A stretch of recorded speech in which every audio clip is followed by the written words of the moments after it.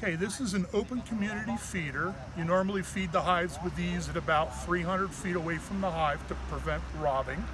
It's a 5-gallon or larger. It can even be smaller, food grade bucket. It has the rim around it with individual indentations. Never put a hole through the ones where the handle comes through. You skip that one.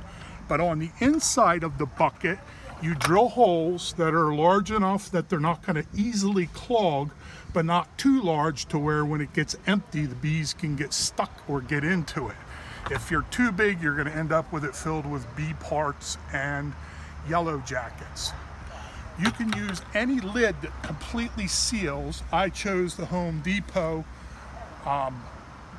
resealing lid, which actually is threaded, and you fill this up with water, sugar solution, whether it's your 1-to-1 or 2-to-1, and you make sure with wet lubricated gasket you seal it and completely tighten it.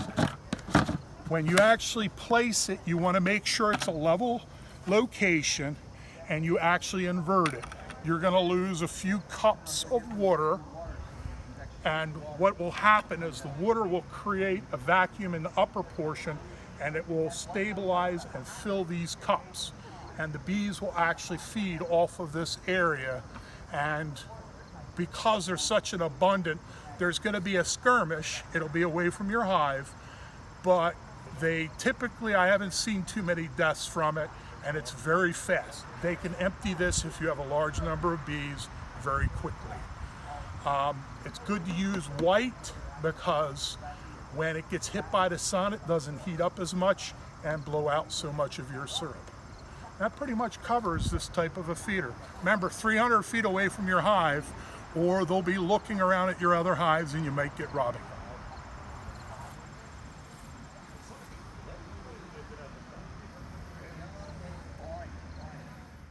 Yeah, actually, when you do this, it's better for the vacuum.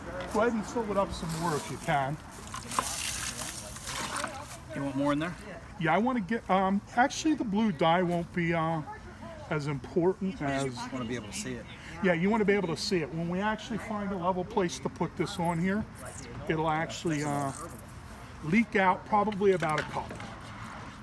And do me a favor real quick. Pretty level, don't you? It's gonna...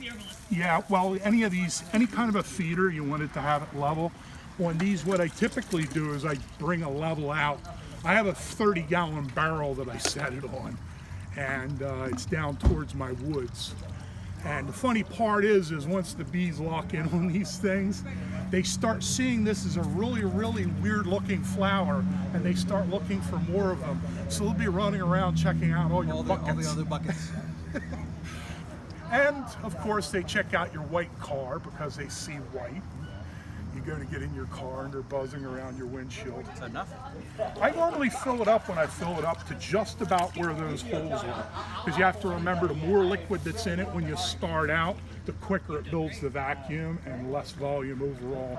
Plus more bang for your buck. If you're going to mix sugar water, what I do is I use an electric drill, and I want them cement and metal paddles. Yeah, I use that all the time. I buy 25-pound bags of sugar at Costco, shove it right in there. I never put essential oils in it because I'm worried about, So you put the whole 25-pound bag in here?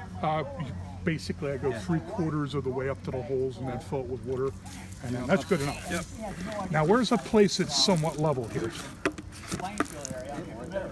Oh, is that pretty level? Let's do a quick roll test on it. It's going to get a little bit of this. Okay.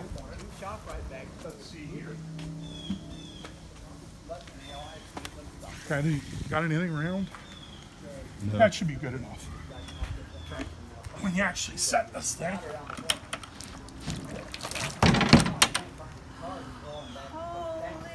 How'd you get the water blue? He put blue dye in it. Now in a minute it'll start to actually overflow until it gets its full vacuum and it quits rocking. But the nice part is this gives it a little bit of sugar water and gets them started on it. If that was sugar water, the bees would find it in about probably 5 minutes. And if they're in a dearth, just You would not be able to walk between the hives in this thing. Oh, really? You would be smell getting it? bulked. What kind of dye did you use? I love. It's food coloring. Oh, okay. It's so pretty.